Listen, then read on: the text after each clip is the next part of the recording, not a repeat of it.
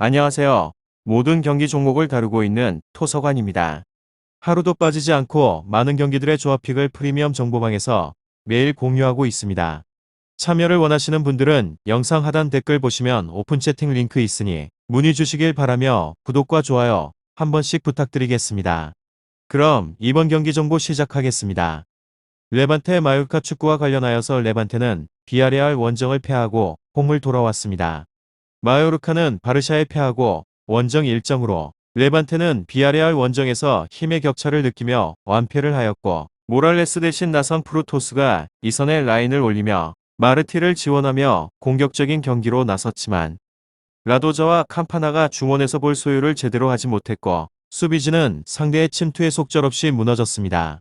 그로 인해서 전반기 19경기에서 무승의 치욕을 맛봐야 했고, 남은 후반기에 최소 3연승 정도를 하며 치고 나가지 못하면 강등이 유력하기에 홈에서 적극적으로 골을 노려야 합니다. 다음으로 마요르카는 바르샤 상대로 패하며 최근 연패 중입니다. 수비 라인을 유지를 하며 경기에 임했고, 이강인과 로드리게스가 역습에 나섰는데 여러 번의 기회를 해결하지 못했습니다. 그래도 부상 여파로 결장이 예상됐던 앙헬 로드리게스가 정상적으로 출전했기에 스트라이커 문제는 없습니다. 단 쿠보와 이강인이 코로나 이슈로 빠지고 다니 로드리게스의 징계 결장으로 전력에 대한 누수가 큽니다. 마요르카가 원정에서 워낙 수비적으로 경기에 나서기에 레반테가 멀티골을 만들기가 어렵습니다.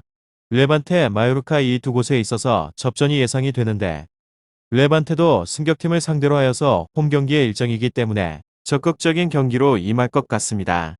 그렇지만 바타글리아와 바바 등 중원에서 상대방의 공세를 잘 막아내는 마요르카 3선 자원들이 라인을 내리며 잘 대항할 수 있습니다.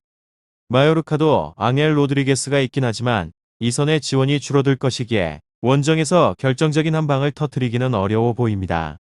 다음으로 비아레알의 5실점을 대패를 하면서 휴식기 이전에 연패 부진을 그대로 이어가는 데 그친 곳입니다. 수비 안정이 급선무가 된 승부이긴 하지만 과연 의도대로 돌파구를 만들어가는 모습을 보여줄지는 미지수입니다. 마요르카는 바르셀로나전에 이어서 에이바르와의 코파델레이 일정까지 소화를 하고 이번 경기에 나섭니다. 이틀 만에 다시 그라운드에 서는 가운데 체력적인 문제를 제대로 극복하는 모습을 보여줄지는 미지수로 전력이나 흐름 면에서 마요르카가 레반테를 앞선다고 보기는 어려운 경기입니다. 체력적인 부담감이 상당한 상황을 고려해봐야 하며 레반테가 홈 2점을 잡고 있는 점도 고려해 볼만합니다. 다만 쉽게 차이가 갈릴지는 미지수입니다. 레반테가 앞서 부진한 모습을 보인 점을 고려해 보게 된다면 이번 경기에서 홈 2점을 제대로 살릴진 미지수입니다. 레반테 마요르카 축구 체력 부담이 있는 마요르카도 의도대로 쉽게 승부를 풀어갈지에 대해서는 확실한 답이 없습니다.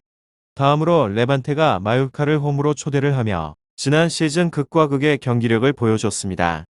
이길 때는 화끈한 흐름을 가져가기도 했지만 무너질 때는 한없이 아쉬웠습니다. 원정에 대한 경기력은 전체적으로 떨어지며 불안감이 계속되는 상황이기도 합니다. 수비가 많이 불안하면서 전체적으로 흐름이 쉽지 않기도 합니다.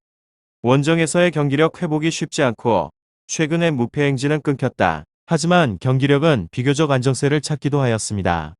마요르카 팀은 세군다에서 올라가고 내려가는 한동안 라리가에서 찾아볼 수 없었지만 지난 시즌 조직력을 확실하게 개선한 모습입니다.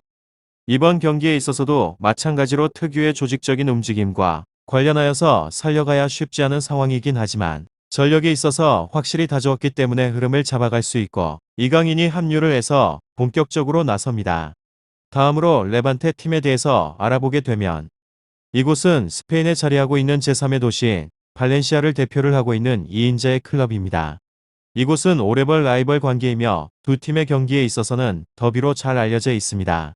발렌시아 팀보다 도리어 오랜 역사와 함께 전통을 갖고 있기는 하지만 오래도록 이부 리그에서 전전을 하면서 명문으로서의 도약을 하지 못했습니다. 레반테, 마요르카 이 두 곳에 있어서 엠블럼에 그려져 있는 박쥐에도 불구하고 개구리들 개구리 구단이라는 뜻을 가지고 있는데 그라노타스라는 별명으로 불리기도 합니다. 팬들을 지칭하고 있는 애칭 또한 개구리, 한마디로 그라노타입니다. 이곳이 개구리와 인연을 맺게 된 사연을 살펴보게 되면 스페인 내전이 끝난 직후에 1930년대 후반으로 거슬러서 올라가게 됩니다.